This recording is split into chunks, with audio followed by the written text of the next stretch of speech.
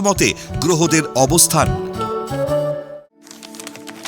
চন্দ্র অবস্থান করবে কুম্ভ রাশিতে শতভিষা নক্ষত্রে। একই স্থান কুম্ভ রাশিতে রাহু, মঙ্গল ও বক্রী বুধও শতভিষা নক্ষত্রে অবস্থান করবে।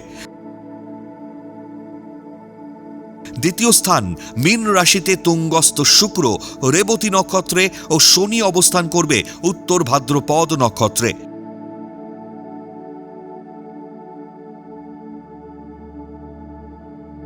এবং রবি পূর্ব ভাদ্রপদ নক্ষত্র অবস্থান করবে।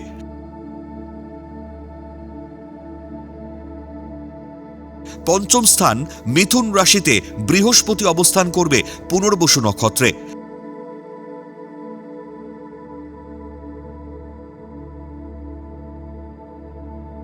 সপ্তম স্থান সিংহ রাশিতে কেতু পূর্ব ফাল্গুনী নক্ষত্রে অবস্থান করবে।